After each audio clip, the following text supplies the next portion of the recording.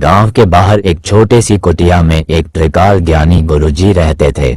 उनका नाम बहुत प्रसिद्ध था, क्योंकि वह केवल वर्तमान ही नहीं बल्कि भविष्य को भी जानने की क्षमता रखते थे।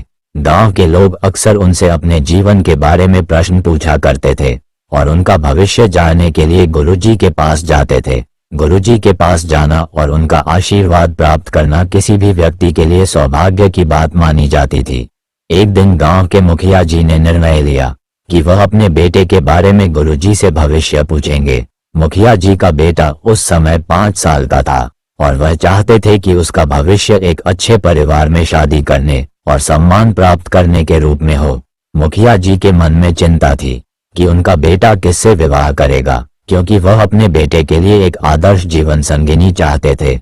मुखिया जी गुरुजी के पास पहुंचे और विनम्रता से कहा, गुरुजी, कृपया मेरे बेटे का भविष्य बताइए। मुझे ये जानना है कि उसका विवाह किससे होगा और वह जीवन में किस दिशा में जाएगा। गुरुजी ने एक गहरी सांस ली और अपनी आंखें बंद करके कहा, आपके बेटे का विवाह एक मछुआरे की बेटी से होगा, जो यहाँ से 3 मील दूर एक छोटे से गांव में रहते हैं। उनको 5 बेटियां हैं। उनमें से सबसे छोटी बेटी, जो अभी सिर्फ 3 साल की है, वह बड़ी होकर आपके बेटे के साथ विवाह करेगी। ये सुनकर मुखिया जी हैरान रह गए। उन्होंने सोचा, क्या ये सच है कि मेरा बेटा एक मछुआरे की बेटी से विवाह करेगा? मुखिया जी का दिल ये सोचकर परेशान हो गया कि वह अपने बेटे की शादी अपने परिवार के बराबर एक समृद्ध परिवार की लड़की से चाहते थे और मछुआरे की बेटी से विवाह उन्हें स्वीकार्य नहीं था। उन्होंने मन ही मन ठान लिया कि चाहे जो भी हो, वो इस भविष्यवाणी को बदल देंगे। मुखिया जी ने निश्चय किया कि वह मछुआरे की छोटी बेटी को हर हाल में अपने बेटे से विवाह करने से रोकेंगे। वह जल्दी से उस गांव की ओर बढ़े जहां मछुआरा रहता था। वहां पहुंचकर उन्होंने मछुआरे से कहा, आपकी 5 बेटियां हैं, क्या ये सच है? मछुआरा ने उत्तर दिया, जी हाँ, मुझे 5 बेटियां हैं। फिर मुखिया जी ने पूछा, क्या आपकी सबसे छोटी बेटी 3 साल की है? मछुआरे ने आश्चर्यचकित होकर कहा, जी हाँ, लेकिन यह आप कैसे जानते हैं?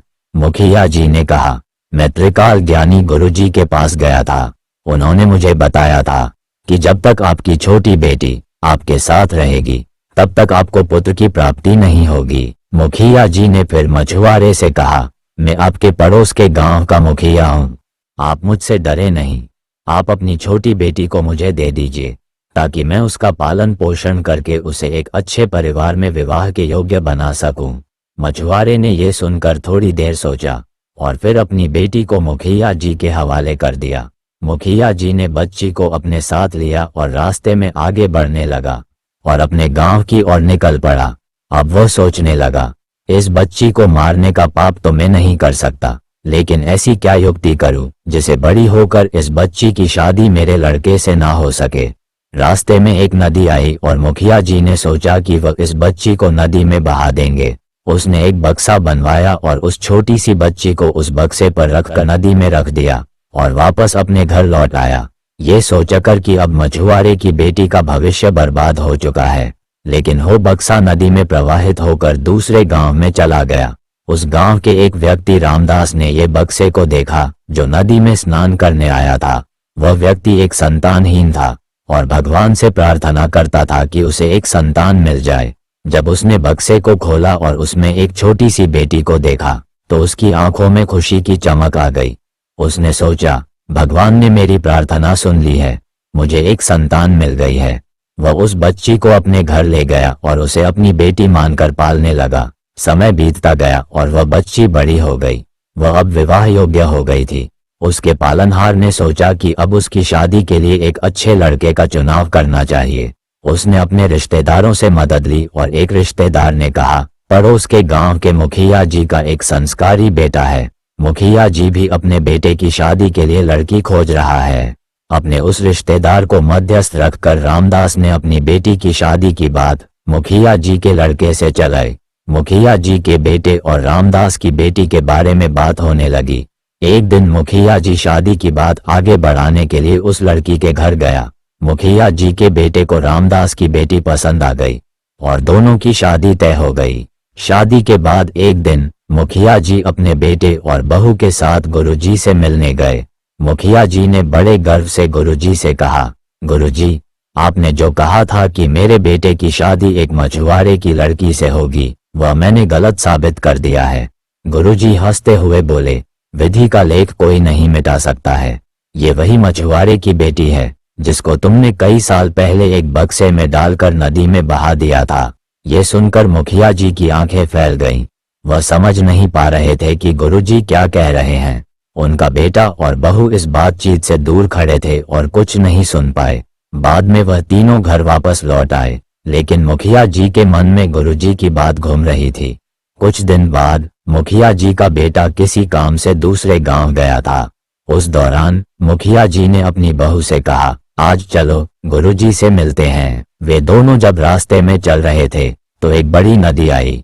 मुखिया जी ने अपनी अंगूठी निकालकर उस नदी में फेंकते हुए बहू से कहा, जब तक तुम यह अंगूठी निकालकर मेरे पास वापस नहीं लाती तब तक तुम मेरे घर नहीं आ सकती, और अगर तुम यह नहीं कर पाए तो अपने पिताजी के घर भी नहीं जा सकती। अगर तुमने वापस मेरे घर आने का या अपने पिता के घर जाने का प्रयास किया तो मैं अपनी जान दे दूंगा।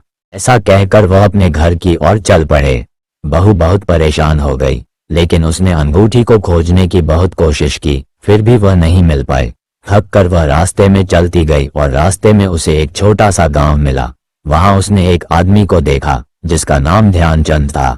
ध्यानचंद ने उसे देखा और कहा, अरे पुत्री, तुम कौन हो और इस सुनसान रास्ते से अकेले कहाँ जा रही हो? बहू ने बताया, मेरे पास कोई घर नहीं है, मैं बस भटक रही हूँ। ध्यानचंद ने कहा, तुम अगर चाहो तो मेरे घर रह सकती हो। बहू ने उसकी मदद स्वीकार की और ध्यानचंद के घर चली गई। वहीं मुखिया जी का बेटा घर लौटा और देखा कि उसकी पत्नी कहीं नहीं मिली। वह घबराया हुआ पिताजी के पास गया और पूछा, पिताजी, मेरी पत्नी कहाँ है? मुखिया जी ने कहा, तुम्हारी पत्नी नदी में पानी भरने गई थी और वह डूबकर मर गई है। ये सुनकर मुखिया जी के बेटे को गहरा झटका लगा और वह बिल्कुल टूट गया। कुछ दिन बाद ध्यानचंद के घर में एक दिन ध्यानचंद ने अपनी बेटी से कहा, मुझे मछली खाने का मन है, क्या तुम मेरे लिए मछली पकाकर ला सकती हो? बेटी ने कहा, जी हाँ, मैं मछली पकड़ने जाती हूँ। जब वह मछलियां पकड़कर घर लौटी और उन्हें काटने लगी तो एक मछली के पेट से वही अंगूठी गिर पड़ी जो मुखिया जी ने नदी में फेंकी थी। बेटी ने अंगूठी को देखा और पहचान लिया। वहीं दूसरी ओर मुखिया जी अपने बेटे की शादी के लिए दूसरी लड़की तलाश करने लगा। ऐसी ही वह लड़की की तलाश में एक दिन अपने दोस्त को मध्यस्थ रखकर अपने बेटे के साथ ध्यानचंद जी के घर आ पहुंचे। मुखिया जी और उनके बेटे ने तुरंत ध्यानचंद जी की बेटी को पहचान लिया। मुखिया जी के बेटे ने मुखिया जी से कहा, पिताजी, आपने मुझसे झूठ क्यों कहा था कि मेरी पत्नी मर चुकी है? ये सुनकर मुखिया जी का सर नीचे की ओर झुक गया। मुखिया जी को यह समझ में आ गया कि वह अपनी गलती कर चुके हैं। उसने तुरंत मछुआरे की बेटी से माफी मांगी और उसे अपनाया। मुखिया जी अपने बेटे और बहू के साथ फिर त्रिकाल ज्ञानी गुरुजी के पास पहुंचे। मुखिया जी ने गुरुजी से कहा, गुरुजी, मैंने आपकी बताई हुई भविष्यवाणी को बदलने की पूरी कोशिश की थी, लेकिन अब मुझे समझ में आ गया है कि विधि का विधान कोई नहीं बदल सकता।